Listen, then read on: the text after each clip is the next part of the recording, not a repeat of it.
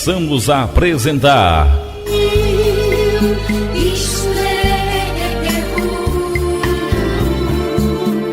a leitura comentada da Palavra de Deus.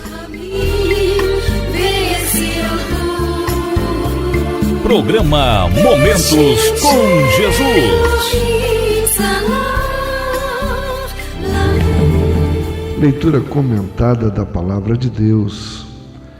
Você gosta da Palavra de Deus? Eu amo a Palavra de Deus. Eu gostaria hoje de comentar com você, amado irmão, amada irmã, ouvinte do Momentos com Jesus, um texto que pode, a princípio, passar despercebido por muitas pessoas, mas é um dos textos muito fortes, pesados, duros, que a Bíblia Sagrada nos revela. Que texto é esse? Abra sua Bíblia, me acompanhe, marque aí na sua Bíblia, com certeza você vai se impressionar com o que nós vamos comentar agora aqui a respeito desse texto.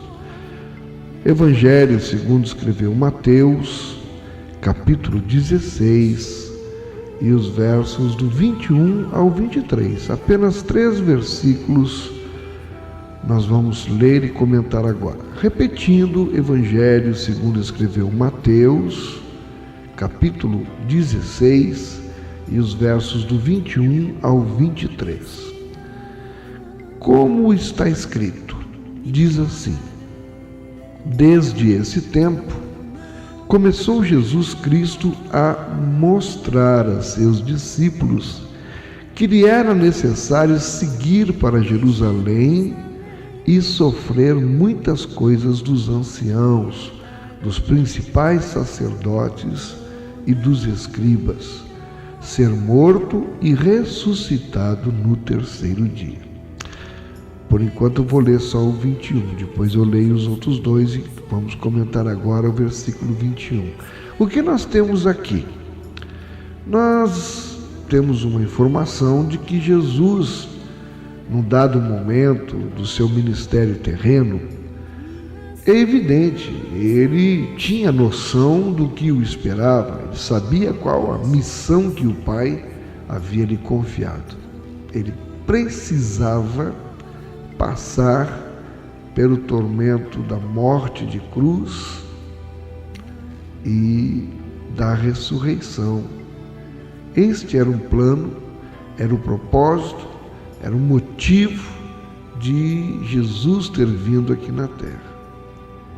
E é evidente que, ao ir se aproximando um momento fatídico, Jesus não queria que os seus apóstolos fossem pegos de surpresa. Era com eles, afinal, que ele convivia, passava o tempo inteiro.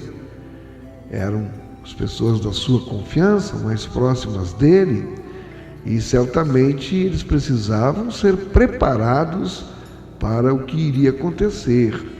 Então a palavra nos informa que Jesus começou a mostrar a seus discípulos, e veja bem o termo, que lhe era necessário, era preciso seguir para Jerusalém, sofrer muitas coisas dos anciãos, dos principais sacerdotes e dos escribas, e mais, ser morto e ressuscitado no terceiro dia.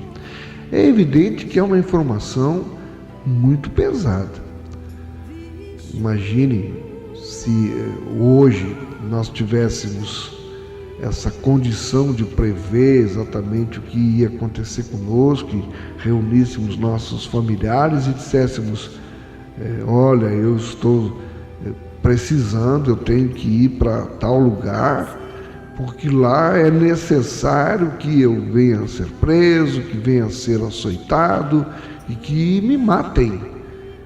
E eles dizem: não, você vai morrer, nós não queremos que você morra. Então, a primeira reação das pessoas seria dizer para mim: então faz o seguinte, já que você está sabendo que vai acontecer isso com você lá nesse lugar, não vá, não é? Desista. Não vá para lá, porque você vai morrer, porque você vai passar por isto. Seria, na verdade, até uma reação normal, prudente, carinhosa até, de preocupação de quem me ame, me aconselhar a não fazer isso. Mas veja que coisa interessante. Eu acho esse texto tremendo. Você até aqui está acompanhando, né? Jesus então explicou para os apóstolos que ele precisava, era necessário seguir para Jerusalém, sofrer lá na mão dos anciãos, dos sacerdotes, dos escribas, ser morto para ressuscitar no terceiro dia. Bom, está aí um componente diferente. Eu já não poderia dizer que ressuscitaria no terceiro dia. Jesus podia. E os seus discípulos, seus apóstolos, sabendo quem ele era, que era o Filho de Deus, deveriam ter uma outra postura e acatar a orientação que o Mestre lhes estava dando. E agora vem então a parte tremenda aqui do texto. No versículo 22, eu estou em Mateus capítulo 16. No versículo 22, depois que Jesus informou isso, o que aconteceu? Pedro, chamando-o à parte, começou a reprová-lo. Misericórdia, o termo aqui já é muito forte. Imagine, Pedro se achou no direito de chamar Jesus à parte e reprovar o Senhor. Aqui já começa a nos causar espécie, admiração. E Pedro começou a reprová-lo, dizendo: tem compaixão de ti, Senhor. Isso de modo algum te acontecerá. Muito bem. Isso de modo algum te acontecerá. Tem compaixão de ti. Ou, em outras palavras, vamos traduzir o pensamento, o sentido destas palavras de Pedro para Jesus. Não, vá para lá não. Tem compaixão de ti. Não vá se meter nesse lugar. Está sabendo que lá vão bater em você, você vai ter que morrer, etc. Então, tem compaixão. Isso não vai te acontecer, não. Pedro não alcançava que era necessário que tudo aquilo acontecesse.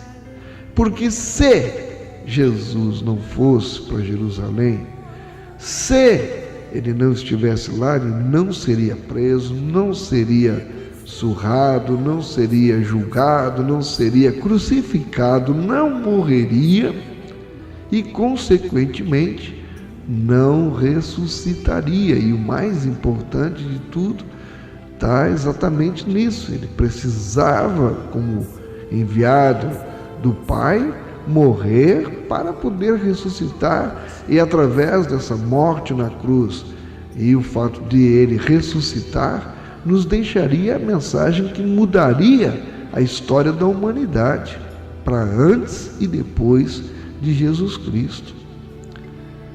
Então Pedro diz-lhe palavras. De um lado, à primeira vista, quem ouve ele dizer isso, diz: ele é amigo de Jesus, ele não quer que o mal aconteça para Jesus. E agora está a parte mais surpreendente, que é o versículo 23.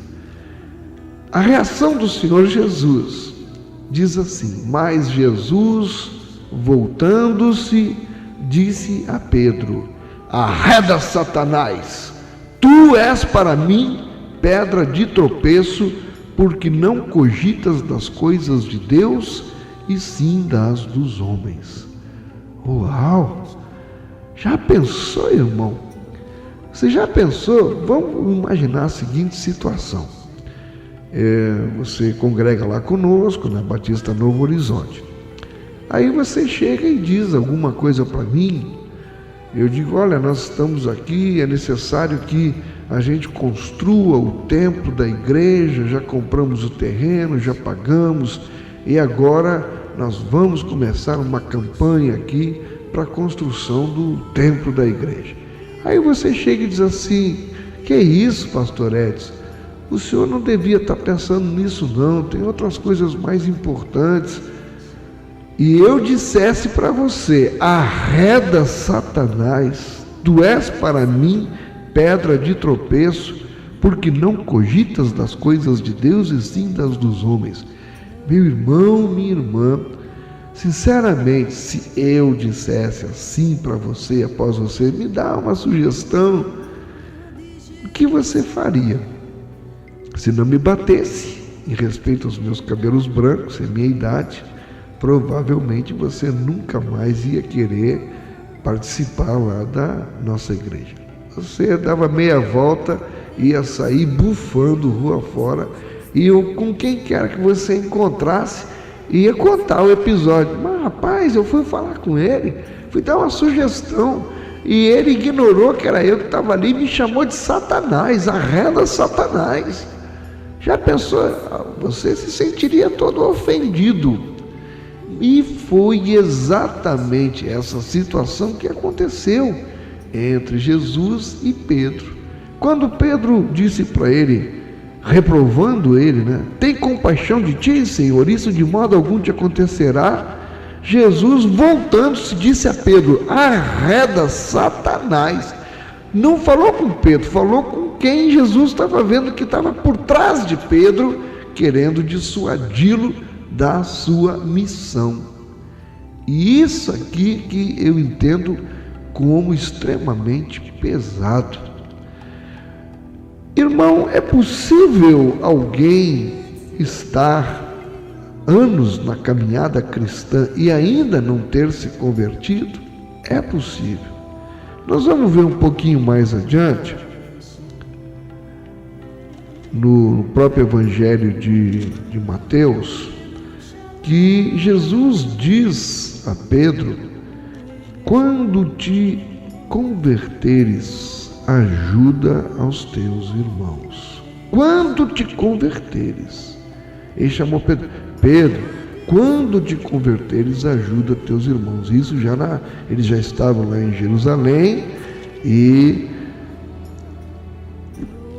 Pedro conversava com Jesus, e momentos antes até de Jesus ser preso, e aí ele disse isso para Pedro.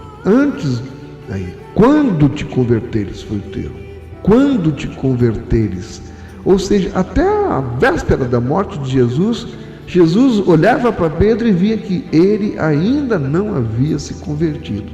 E aqui está, vamos dizer assim, a mensagem embutida dentro desta leitura comentada da Bíblia que eu queria trazer para a sua reflexão.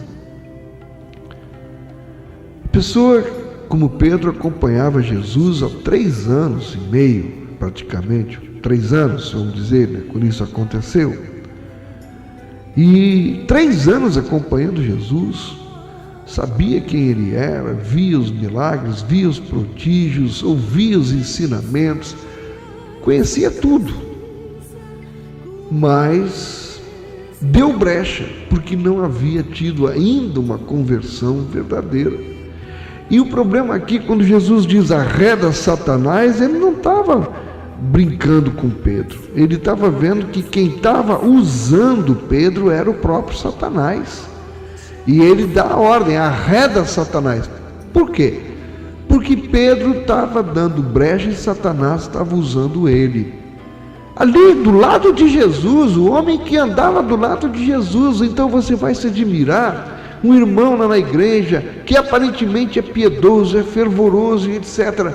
Mas só Deus é que sabe o coração dele. Como Jesus conhecia o coração de Pedro.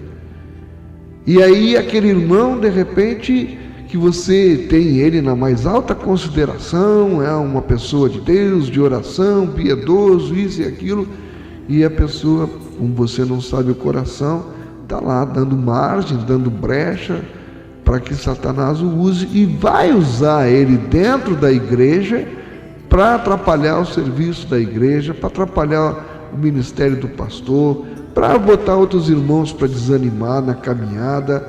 E lá, está lá, embutido lá no meio. Pedro estava embutido o tempo inteiro. Era da confiança de Jesus, mas estava sendo usado por Satanás. não tinha tido uma verdadeira conversão.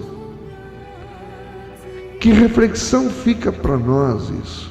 Primeiro que, se a gente der brecha para Satanás, ele vai nos usar dentro da igreja, dentro da família, onde quer. Ele veio para roubar, matar e destruir. O que nós não podemos é dar brecha para que ele nos use. E não fique admirado de Jesus ter chamado Pedro, de falado com ele, se referindo a reda Satanás. Porque de repente você mesmo que está me ouvindo agora, será que você não está dando brecha e Satanás está te usando e você está sendo o pivô de uma contenda dentro da igreja onde você congrega? Por motivos fúteis, e exatamente por isso, por bobagem, por besteira. Satanás está usando para você ser o pivô, e você, estão me perseguindo, estão fazendo isso comigo, estão aquilo. Nada, meu irmão. Vá buscar uma reflexão, vá conversar com Deus, se examine para ver se você não está sendo pedra de tropeço. A pessoa fica tudo escandalizada. Eu? Pedra de tropeço? Jamais, eu não. Como é que pode? Então a palavra não se cumpriria, porque a Bíblia diz que dentro das igrejas tem joio e tem trigo. Se eu já perguntei várias vezes lá na nossa igreja, quem aqui é joio? Ninguém levanta a mão. Ninguém quer admitir que é joio. Pergunte na sua igreja se tem algum joio lá. Ninguém vai chegar e vai dizer, eu sou joio. Não. Todo mundo olha para si mesmo e se vê como trigo, como Pedro. Pedro certamente se entendia como trigo, que chegou até a achar que tinha tanta intimidade com Jesus para chamar ele de lado e dizer, não, mestre, isso não vai te acontecer. Ora, arreda Satanás, isso precisa acontecer. E assim, meus irmãos, esse texto aqui, ele fala muito comigo, eu espero que ele fale muito com você. E a Bíblia diz para a gente não dar lugar ao diabo. Ele anda em derredor, querendo tragar quem ele puder pegar. E que não seja você essa pessoa que está aí dando bobeira para Satanás pegar e te usar dentro da igreja. E por você causa uma confusão, os irmãos acabam saindo da igreja, o pastor sofre, você se desgosta e aí acaba saindo também, vai para o mundo ou fica afastado da igreja, sofrendo, chorando, ninguém me compreende, ninguém me entende. Mas Deus está falando com você hoje, Deus está te avisando agora, já, se oriente, vá pensar direitinho, será que você não está agindo como joio? Não fique bravo comigo, não. Não fique zangado comigo. Se você tem consciência que não está, então não tem por que ficar zangado. Agora, se tiver alguma coisinha lá no fundo, lhe inquietando, vá pedir perdão a Deus, vá procurar tapar as brechas, para que Satanás não te use e você não seja usado para atrapalhar o serviço da igreja, para ser considerado, como disse aqui Jesus para Pedro, arreda Satanás, tu és para mim pedra de tropeço, porque não cogitas das coisas de Deus, e sim das dos homens. Quem fica dentro de uma igreja só cogitando das coisas dos homens, não tem visão espiritual, está correndo o risco de ser chamado por Jesus e ele lhe dizer, arreda Satanás, sai do nosso meio. Bem, portador não merece pancada. Eu fiz a minha parte, entreguei a mensagem. Você recebe, se quiser. Se não quiser, não receba. Mas se entendeu, se puder mudar alguma coisa na sua vida, aproveite, segure, agradeça e glorifique e louve o nome do Senhor. Que Deus abençoe a você e a mim, não só hoje, mas todos os dias da nossa vida, em nome de Jesus. Compromisso valioso. Menos de 10% dos americanos são cristãos verdadeiramente comprometidos com Cristo. Quem diz isso é o pesquisador George Gallup, do Instituto de Pesquisas Gallup, que acrescenta que essas pessoas são muito mais felizes que o resto da população. Entendeu?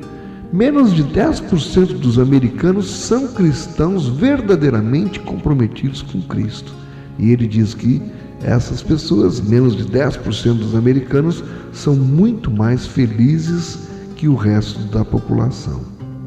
Os cristãos comprometidos, disse Gallup, são mais tolerantes que a maioria dos americanos, mais envolvidos em atividades caridosas e são totalmente comprometidas com a oração.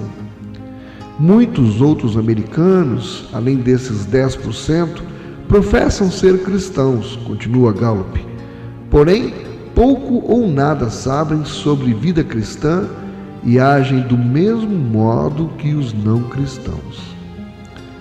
No Brasil, nós temos muitos ateus que usam expressões como graças a Deus e muitos religiosos que ignoram completamente a Deus e a sua palavra. Muitos de nós, infelizmente, vamos à igreja, cantamos hinos, batemos palmas durante as reuniões, carregamos uma Bíblia debaixo do braço, mas ao sair do templo, mostramos que não estamos comprometidos com o Senhor e envergonhamos a Deus em nosso procedimento. Quando abrimos os nossos corações para Cristo, recebendo-o como Senhor e Salvador de nossas vidas, estamos dizendo que não pertencemos mais a este mundo, que passamos a ser cidadãos dos céus, que fomos transformados e que o nosso prazer a partir daquele momento é louvar e adorar aquele que perdoou os nossos pecados e nos fez novas criaturas. O nosso compromisso não é mais com a mentira, nem com os enganos deste mundo e nem com o vale tudo para alcançar os meus objetivos. Meu compromisso passa a ser com a santidade, com a verdade, com uma vida espiritual brilhante, com a proclamação do Evangelho. Eu quero ser contado como um dos comprometidos inteiramente com Deus. E você? Pense nisso e aceite ter um compromisso verdadeiro com Cristo e fique na paz do Senhor.